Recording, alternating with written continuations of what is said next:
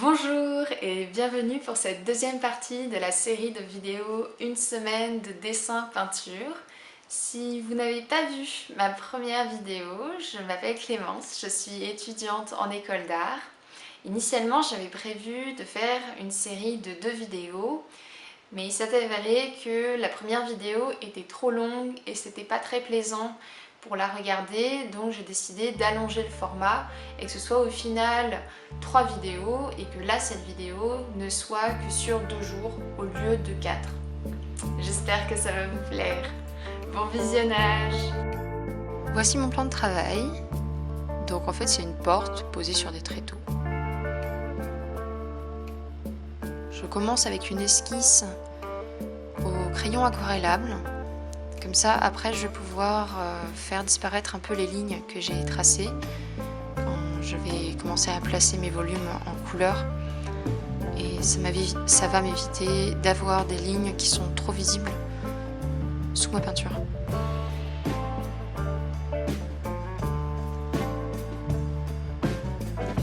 J'utilise une photographie puisque je ne suis pas très à l'aise avec l'anatomie des cheveux.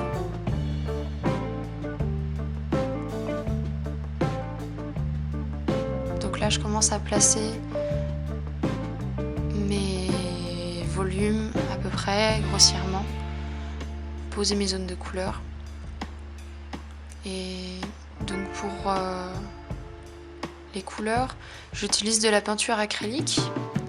Donc j'achète des pots de 1 litre de couleurs primaires en magasin d'art classique. Et après, je vais remélanger pour obtenir les couleurs qui m'intéressent. Et je vais me faire des petits pots comme ça. Et une fois que j'ai fait tous mes mélanges, là j'ai fait mes mélanges pendant le confinement quand je suis revenue chez mes parents. Et depuis ça a plutôt bougé, j'en ai pas rajouté.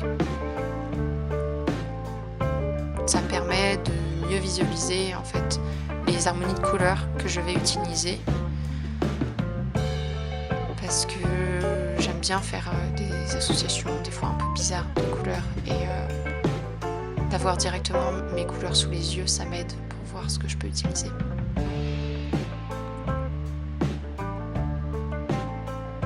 Donc je commence toujours avec un travail qui va être très global. Donc là j'ai commencé à poser les couleurs sans trop de détails avec le pinceau.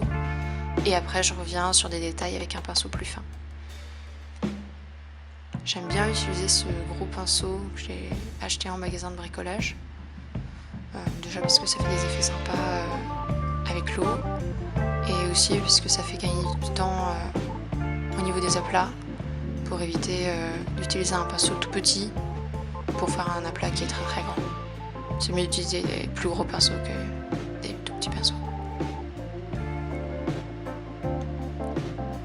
Si j'utilise de la peinture acrylique plutôt que de l'aquarelle, c'est parce que j'aime bien faire des superpositions de couleurs. C'est pour ça aussi que je travaille beaucoup par jus.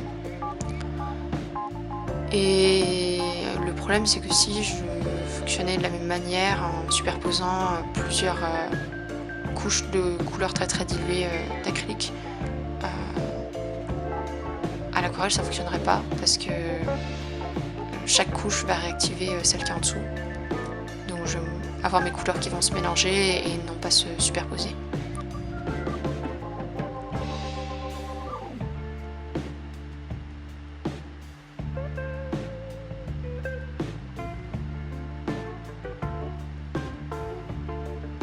Là j'ai rajouté du crayon de couleur au final.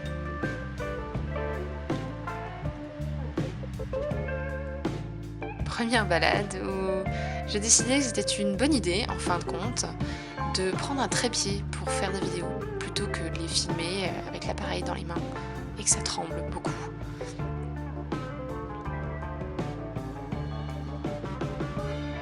On passe sur du numérique, là je suis sur Krita. Je pose rapidement mon esquisse en gris sur un premier calque. Je fonctionne toujours avec des formes assez fluides pour poser rapidement mes membres, avoir la posture globale du personnage. Mais je fonctionne très rarement en construisant un personnage à partir d'un bonhomme bâton, ou après je vais rajouter les muscles par-dessus. Parce que ça va me faire quelque chose qui est très rigide et c'est pas trop mon truc. Là, au fur et à mesure, donc je fais plusieurs calques de nettoyage où j'ai un résultat qui est de plus en plus fin, avec de moins en moins de lignes, pour réussir à avoir un résultat plus précis et avoir moins de chances de me tromper quand là je fais le tracé final en bleu. J'utilise une fonction de Krita, ça s'appelle le stabilizer, qui permet de ralentir le tracé de la brosse. Ça existe aussi sur Photoshop. Et ça permet d'avoir plus de contrôle sur les lignes qu'on fait et les courbes, et avoir quelque chose qui tremble moins.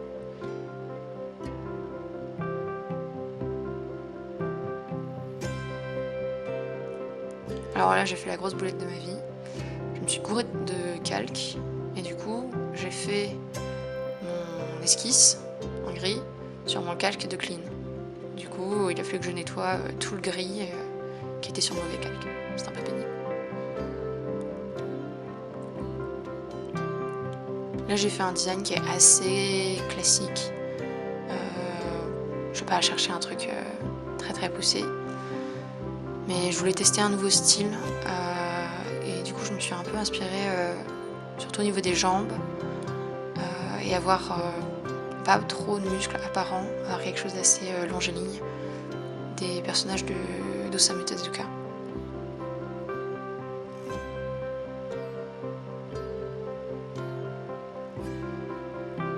Donc là, ce travail-là, ça a été beaucoup travail de ligne et de trame.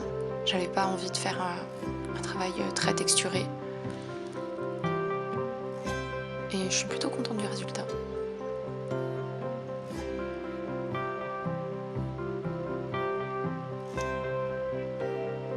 Peut-être que je rajouterai un moment, si j'ai la foi, un fond.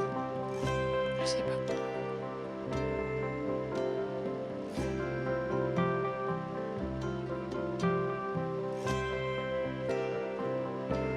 Je suis plutôt contente là du mélange qui se fait entre les lignes et les petits points pour les trames. Ça fait des trucs sympas. Je pense que je vais retester sur d'autres dessins.